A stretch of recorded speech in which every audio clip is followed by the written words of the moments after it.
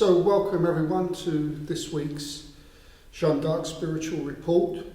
I'd like to start off first of all by thanking the person who donated this week to the documentary, gratefully received. All those people that contributed to the documentary will at some point get free access to the website societejeannedarc.org. I've just got to figure out how you can do that because the people hosting it are not too keen on giving anything away. However, somehow I'll get you in there. For anyone else who donates a year subscription at Société Jeanne d'Arc, will get you in to the website. You get to watch the documentary 24/7, as often as you want. There's no restriction. We've got some high vibrational blogs on that website. I've got a slide presentation there, about 15 minutes, on some information that wasn't in the documentary. We're adding more information about Jeanne as we go along. There's some channeled messages, and I'll be starting to do some interviews with people who have performed great acts of courage under extreme adversity.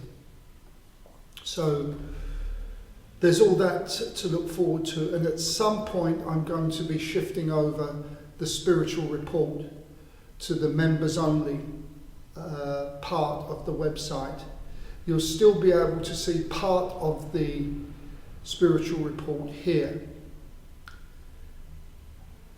But I'd like to ask you to, if you watch this today, to leave a message to say you've watched it, because I really have no idea how many people are watching this. So I need to meter it in some way to see exactly how many people in the group are watching this, and this would be a big help to me.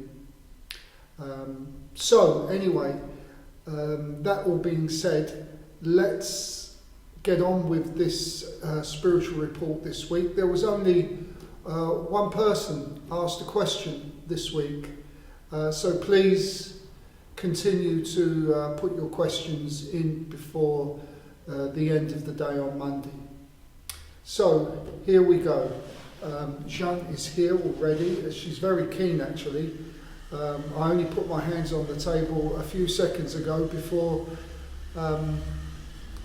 I turned the camera on, and here she is. So, welcome Jeanne.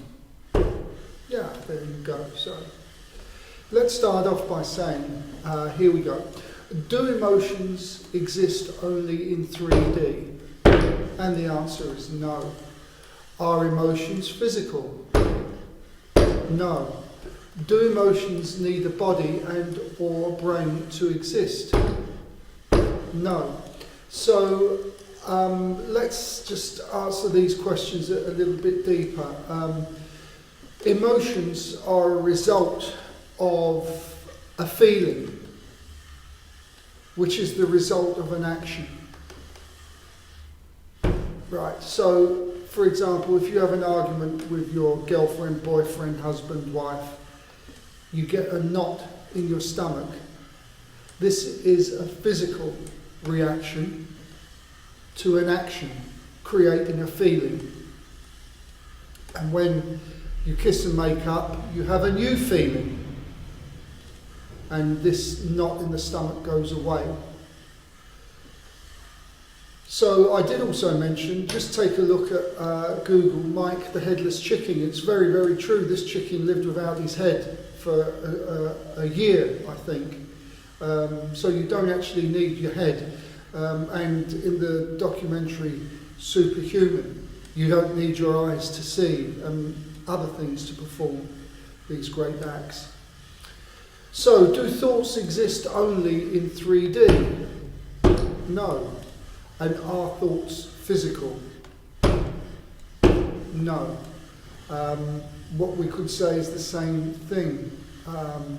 Thoughts become actions, and actions are actually energy anyway, and how you perceive those actions is how you will react and feel. Do thoughts need a body? No. And or a brain to exist? No, absolutely not. So Jeanne, here on the earth plane, we tend to look at things as positive and negative, but should we be looking at it as more as just energy? Yes, because there is really no real right or wrong for the individual. It's just another learning experience. Okay. So like karma, there's no good or bad karma, there's just karma. Correct. And Jeanne, we talk about manifestation, but is it simply alignment with the desires of the higher self, the more positive? And I think that's a simpler way of putting it. We get all bogged down in these manifestation techniques, but this next part should answer the question, is this because we are matching the energy level of all that is? So once we're in that higher state of awareness, that higher state of knowing that what you ask for you are actually going to receive, and you just go about your daily life helping to create that manifestation, then it will happen. A very quick example of this, using a low vibrational example, because it was, up until recently, much easier to manifest low vibrational stuff. So if you're at home and it's 1 a.m. and you're alone and you're watching a horror movie, I can guarantee you within 10-15 minutes you will not feel that you are alone at home for very much longer. This is because the mind knows no difference between an external event or something that's actually real. And so if you continue to watch these programs, these horror movies, you will in fact start to manifest that type of energy in your house. And we've seen this, and I've mentioned it before, people involved in the film The Exorcist, unprecedented amount of accidents and deaths, and in The Omen and paranormal activity and these, believe me, don't watch these things. It's no good for you. So, where were we? I've lost my spot here for the minute. Yes, so here we go. This is a bit of a big one. Can a soul live multiple lives at the same time? Yes. Okay. If yes, is this because we reside in consciousness and consciousness is not in the body? Correct. I think that's self-explanatory. I don't think we need to try and get any more. No, she says she doesn't want to do that either. Anyway, and this consciousness can be projected to many different planes and many different dimensions. Okay, interesting. So there's loads of different Michaels running around on different planes and different dimensions. Okay. So, but right now, we're focusing our attention on part of the consciousness that we are part of, the human side. And that is the problem, I guess. So we need to focus more on just consciousness. You know, when I was doing this documentary, I had no idea how I was going to do it. All I knew is that Jeanne would help me and I'd have this divine intervention. And everything, but I mean everything, worked out as it should do. And that is because I believed that I knew that I was going to get assistance with it, and I didn't question it. Thank you. So, Jeanne, I'm asked this question often, so perhaps you can answer. When someone takes their own life, does the soul go back to the source? And contrary to what we all believe in, there is no punishment. It depends on the reason for them taking their own life. It could have been in their soul contract that they wanted to experience this. Yeah. So this actually is a question that we could do a whole session on, but suffice to say, there is no punishment at all. Another question I'm often asked, how can we get closer to the divine? Is it as simple as loving oneself? Yes. So that begins with staying out of negativity. And that begins connecting with the higher self and then choosing to accept yourself. That's the key, choosing to accept yourself. Okay. And so on. I mean, so what we're looking at here, Jeanne, actually is having courage in the face of adversity. And that adversity is worrying what people think about you is one of the reasons why that would happen, correct? And just accepting that we're perfect with our imperfections. Okay. And can we create our co-reality within the divine? Yes.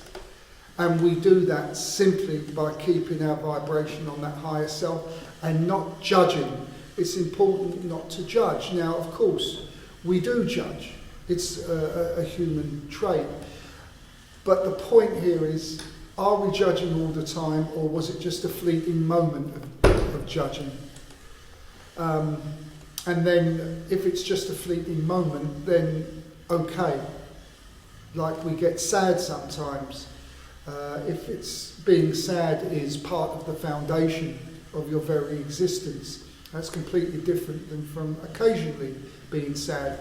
So let me just talk briefly before we go on to the last question, this sadness question. You know, to connect with the divine. And I spoke about this in my talk on Ascension into 5D. We in the West tend to say, I'm sad. And what happens is the body follows the mind, and so we have the vibration of sadness because we feel that we are sad. And if we don't curtail this, the next step is low self-esteem and so on.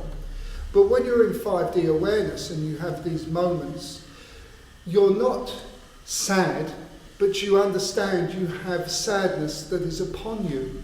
It is not you. It is merely a frequency that surrounds you at the moment. And the body follows the mind. And the mind knows that since this is not us, another frequency is readily available for us to come into. And so when you know that sadness is upon you, you know that another frequency like joy can be upon you. And love can be upon you, and so on and so forth. So we are simply not just one state of existence. And that's where we get stuck. So, finally, you mentioned to me the other day, Jeanne, that you should first move out of condemnation of the self, and then you will naturally apply it to others. So I think I more or less answered that earlier. Stop judging yourself. Love yourself for who you are. And when you do this, you'll instantly stop judging others. And when you stop judging others, believe me, you'll find yourself in a much happier place within yourself.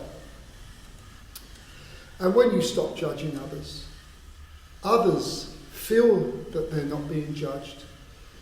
And they become a better person. Of course, I'm oversimplifying it here for the sake of the report. But, I mean, that's the way it is. If basically this whole message is about if we stay in the love frequency, then we can live an absolutely beautiful life, be closer to the divine, because let's face it, we are partly having the God frequency within us, so we are partly divine also. And therefore, when we're in that love frequency, we have joy, abundance, and that joy and abundance and that laughter and that love is for everyone. So, there we are. I think that's all the questions that we have today. That is indeed all the questions that we have today. So, thank you for watching this report. Please have your questions in by next Monday, the latest.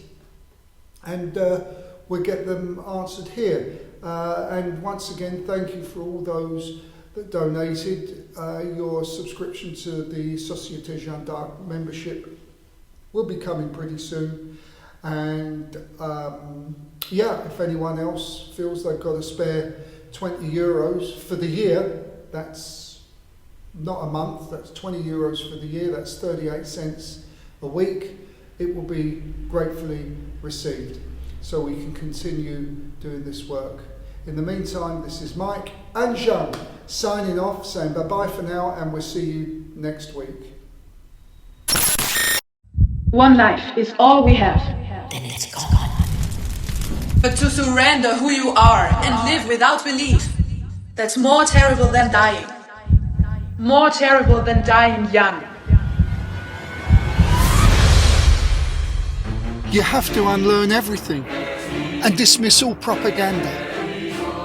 It says in Deuteronomy 22:5, the woman shall not wear that which pertaineth unto a man. A story far more romantic, far more intriguing, and even more fascinating than history documents. Her life is a psychological thriller, and as we uncover the true story, we discover the phenomena that is Jeanne d'Arc begins 800 years before her birth. This is epic. What secrets did she hold and subsequently take to the grave? I will not tell you everything. This voice is good and worthy, and I'm not bound to answer you. Who is the real Jeanne d'Arc? Who is Jeanne d'Arc? The answer to this question lies buried deep within her trial and rehabilitation transcripts. We become one. It is here we discover the real Jeanne d'Arc.